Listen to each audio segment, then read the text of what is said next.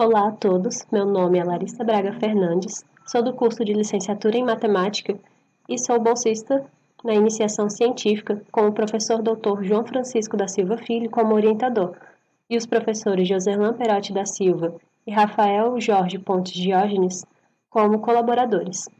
O nosso trabalho é sobre campos de vetores conformes e funções complexas holomorfas.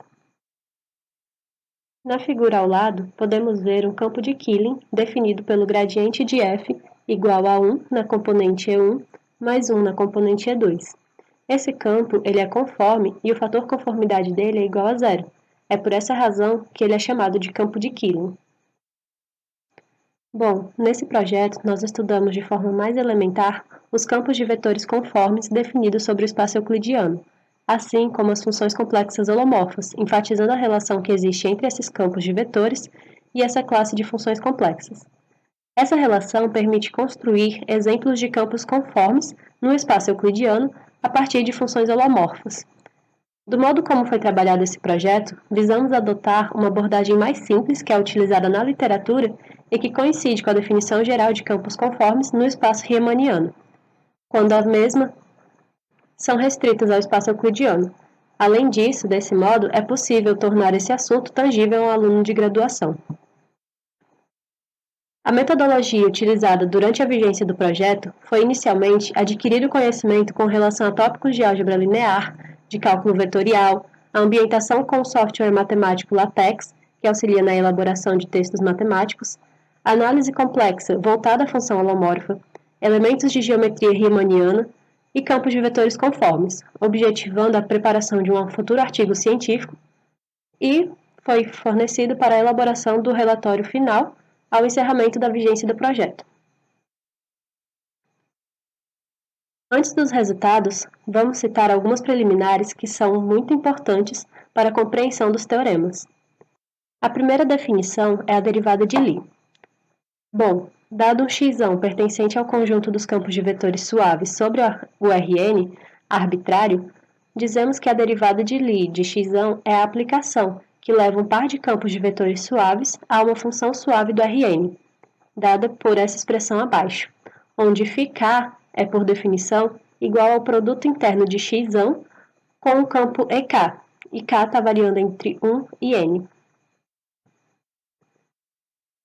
Definimos agora um campo conforme. Bem, diremos que x é um campo conforme quando a derivada de Lie aplicada a um par qualquer de campos de vetores resulta em 2πc vezes o produto interno entre esses campos, para alguma função πc que pertence ao conjunto das funções suaves de U. A terceira definição trata-se da função complexa holomorfa, que é uma função complexa definida em um subconjunto aberto e cuja derivada existe para todo ponto z que pertence ao domínio. Tendo isso em mente, vamos ao seguinte lema. Seja f, U contido em C e em C, uma função complexa, se a derivada de f existe, então as derivadas parciais também existem e satisfazem as condições de Cauchy-Riemann, ou seja, a derivada parcial de U em relação a x é igual à derivada parcial de v em relação a y. E, assim, a derivada parcial de U em relação a y é menos a derivada parcial de v em relação a x, sendo U a função real e v a função imaginária de f. Diante das definições anteriores, é possível verificar o seguinte resultado.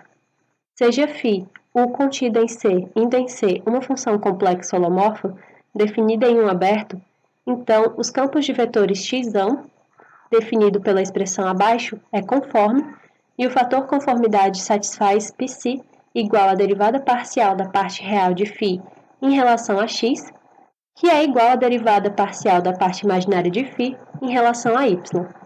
Esse teorema ele pode ser verificado calculando a derivada de Lie de x e observando, através das condições de Cauchy-Riemann, que o resultado encontrado satisfaz a definição de campo conforme, que foi dada anteriormente. Bom, agora vamos apresentar alguns exemplos de campos de vetores conformes que foram adquiridos através de funções complexas holomorfas. Nesse primeiro exemplo, nós temos uma função complexa dada por x mais yi ao quadrado. Aplicando o primeiro teorema, nós encontramos um campo x, definido por essa expressão, que é conforme e o fator conformidade dele é igual a 2x. Já no segundo exemplo, seja f de u contida em C em C uma função complexa holomorfa definida no aberto, dada por f de xy, de x mais yi, igual a e elevado a x cosseno y mais e elevado a x seno y, vezes a unidade imaginária i, o campo definido por essa expressão é conforme e o seu fator de conformidade é igual a e elevado a x vezes cosseno de y.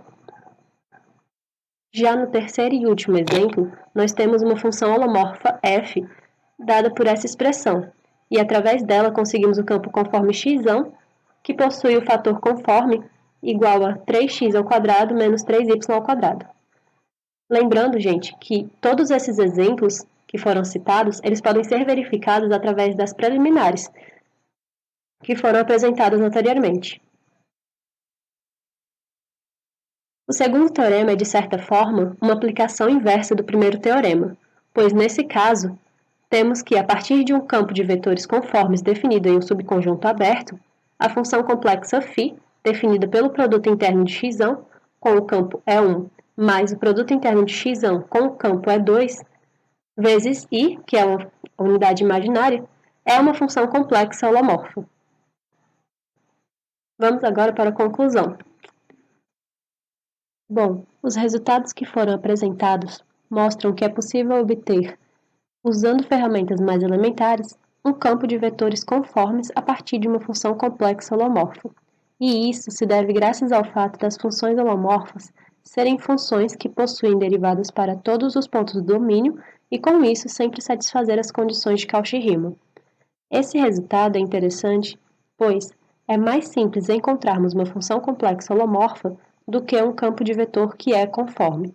Ao mesmo tempo, pelo teorema 2, vimos que, se um campo é conforme, conseguimos extrair uma função complexa holomorfa, ou seja, dependendo do campo, um meio de verificar se esse campo é conforme seria observando se a f, formada a partir dele, do modo apresentado no segundo teorema, obedece às relações de Cauchy-Riemann.